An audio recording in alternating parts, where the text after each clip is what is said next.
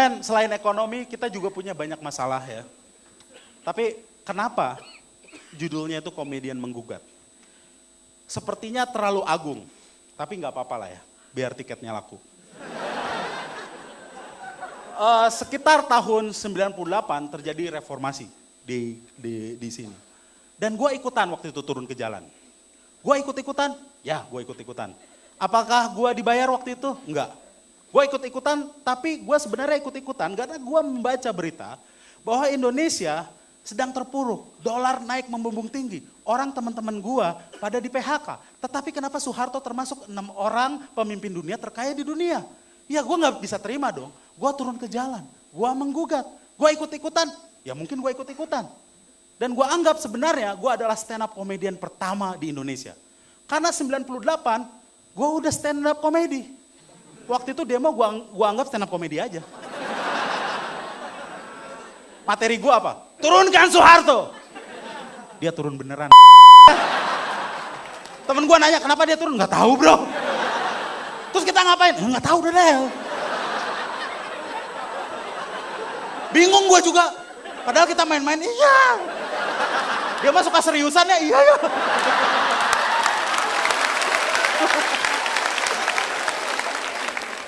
Gue ini sekarang dipercaya jadi ketua stand up Indo.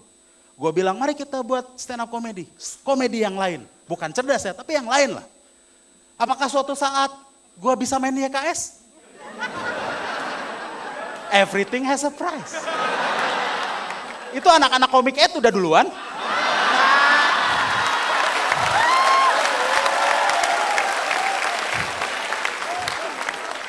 Apa yang gak mungkin gue lakukan? Gue adalah seorang ayah, punya 2 anak. Which mean gue straight. Gue bukan homo, gue bukan gay. Gue gak ada masalah dengan gay. Apa yang gak mungkin gue lakukan? Everything has a price. Kalau 5 miliar, gue lakuin men. Gue pernah minta izin istri gue, kalau 5 miliar gak apa-apa bang. Mata duitan dia men. Gue ingin tahu honornya Surya Saputra di film Arisan berapa sih? Dia kan kissing sama Tora Sudiro. Kalau 5 miliar gue gantiin. Jangankan kissing, gue b***in Tora Sudiro. Mau berapa kali take? What? Ekspresi? Oke. Angle-nya kurang? Oke. Cut? Oke terus. Everything has a price.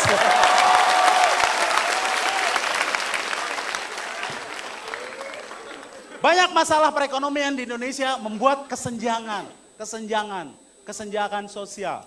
Orang yang terlalu kaya, orang yang terlalu miskin. Di Indonesia ada penyayang binatang, ada penyayang anjing. Tapi ada orang yang makanannya tidak seperti anjing. Anjing itu gue pernah melihara, itu makanannya sebulan. Kalau lu pakai anjing yang ras itu 600.000 sebulan men. Ada orang yang terlalu kaya, ada orang yang terlalu miskin. Ada anjing yang dikasih baju. Sangat tidak berperi keanjingan. Anjing itu ya naturalnya gak dikasih baju, betul gak? Karena anjing itu suka menjilatnya sendiri. Kalau dipakein celana dia bingung men. Gua mana gitu kan.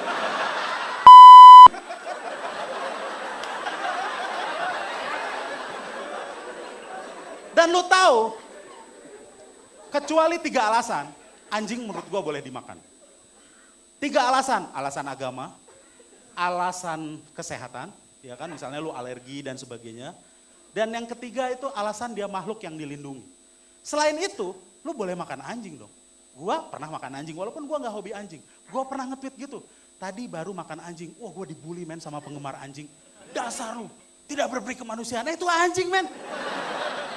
Tahu gak lu bang, anjing itu sebelum dipotong itu kepalanya digebuk dulu. Dia gak pernah makan pecel lele. Lu ke warung pecel lele deh. Lele kalau sebelum dipotong digebuk dulu kepalanya. But nobody cares to lele. Double standard man.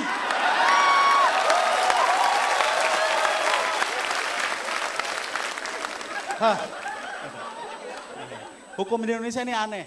Garda terdepan penegakan hukum adalah polisi. Tapi polisi itu bukan ditakuti oleh kita karena wibawanya. Tapi lebih karena arogansinya. Gue pernah melanggar lalu lintas. Lampu merah waktu itu. Karena kuning sebelumnya gue terobos. Gue di stop. Harusnya kan tegas aja kan. Stop! Bapak melanggar lampu merah, ditilang. gue tanda tangani surat tilang, gue hadiri sidang, selesai, gue bayar tilangnya. Ini enggak, stop. Bapak tahu salah bapak apa? Ini kayak bini gue. Bini gue juga gitu, kalau gue punya salah tuh diem aja. Malamnya gue tanya, dia bilang, kamu tahu salah kamu apa? Ini jangan-jangan polisi bini gue nih ya. Dan kalau kita bilang nggak tahu, dia makin arogan. Kamu tidak tahu siapa saya. Gitu kan orang Indonesia kalau arogan. Tidak Pak, kenalan dong. Kamu tidak tahu siapa saya. Ayah. Ayah. Oh. Sebenarnya masalah hukum ini bukan hanya tugas aparat negara. Gue setuju banget. Tugas salah satunya adalah wartawan. Makanya wartawan tuh punya fungsi namanya jurnalisme investigasi punya. Tapi lihat di TV, yang diinvestigasi hal-hal cemen kan. Bakso borak gitu kan. Ya, saya Pak Produksi bakso borak.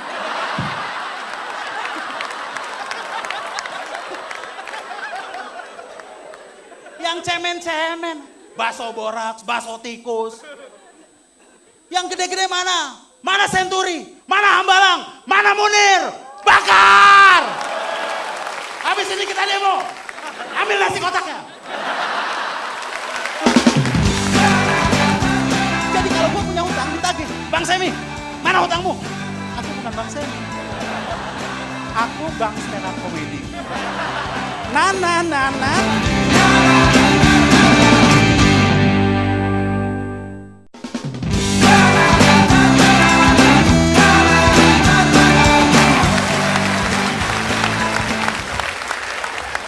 Gue udah keliling Indonesia dari Sabang ya, tapi ke Papua belum. Gue nggak yakin mereka bisa nerima jok-jok gue.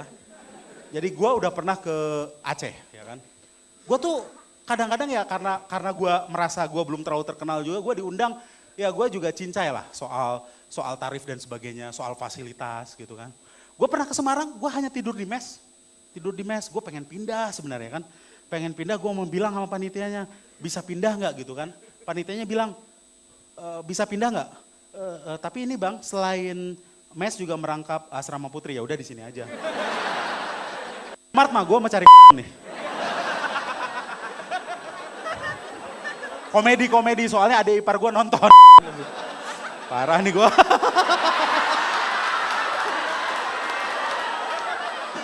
Gue tuh suka dengan perkembangan stand up comedy sekarang. Dan gue juga suka menonton stand up comedy. Panji bikin, gue nonton. Ernest bikin, gue nonton. Hanya bedanya, lu nonton gue untuk menikmati. Kalau gue nonton mereka untuk membandingkan. Untuk mengetes level security gue. Masih lucuan gue.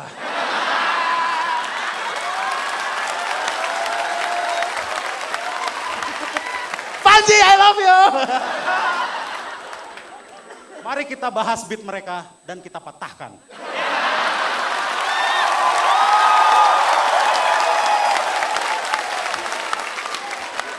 Panji, gua salut sama Panji. Panji adalah orang yang bisa, dia tuh bisa namanya memotivasi followersnya. Dia bisa mengajak followersnya untuk mikir. Setidaknya beli topi dia yang mikir itu loh. Dan followernya ketika pakai topi itu, wah I'm smart. Lu tetap lu dikadalin Panji loh.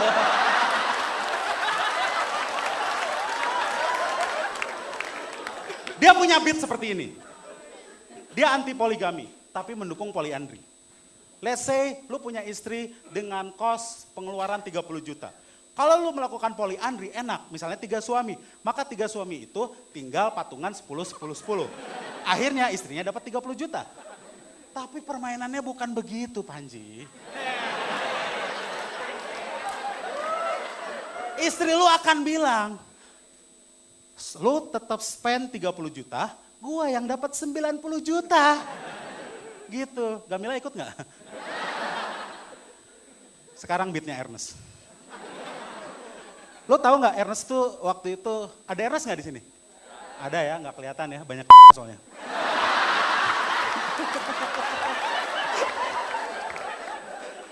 Ernest pernah bilang waktu itu, dia mau honeymoon ke Bali, ya kan? Tapi sampai di Bali, istrinya sedang haid. The party's over katanya.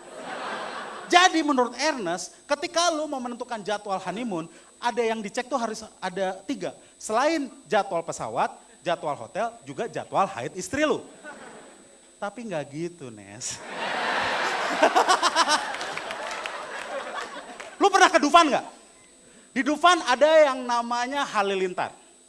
Kalau halilintarnya lagi rusak, Dufan tetap buka.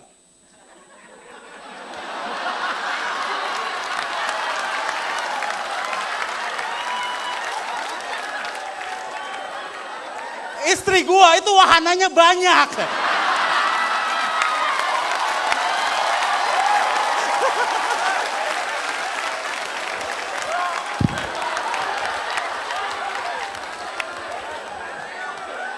Kalau halilintar dia lagi rusak, kan gue bisa main kora-kora. But I love you Ernest, tepuk tangan untuk dia. Jakarta baru-baru ini banjir. Lalu ada wacana pindahkan ibu kota keluar dari Jakarta. Problem ada, ya udah kita pindah aja. Oke. Kalau gitu, gue problem sama istri gue ganti istri gue. Jangan dong ada adik ipar gue. Dilaporin nanti. Government logic, man.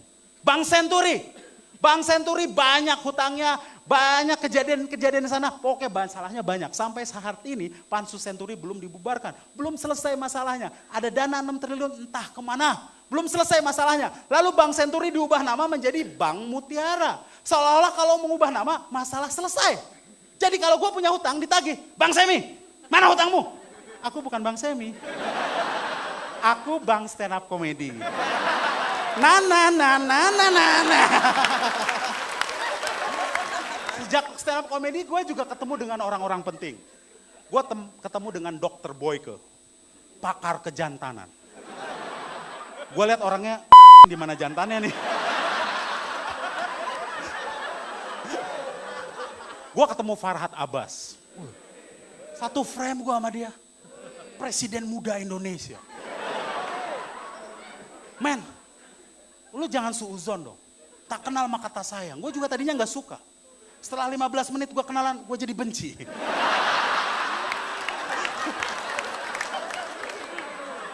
Orangnya tuh rasis banget, men, rasis. Dan menurut gue tuh, lu tuh gak punya hak untuk rasis, men. Karena ras itu adalah given konstanta. Sesuatu itu yang gak bisa dirubah, bukan variabel. Ya kan, bukan variabel, lu gak bisa mengubah. Ada seorang Cina, namanya Yap Tiam Hin.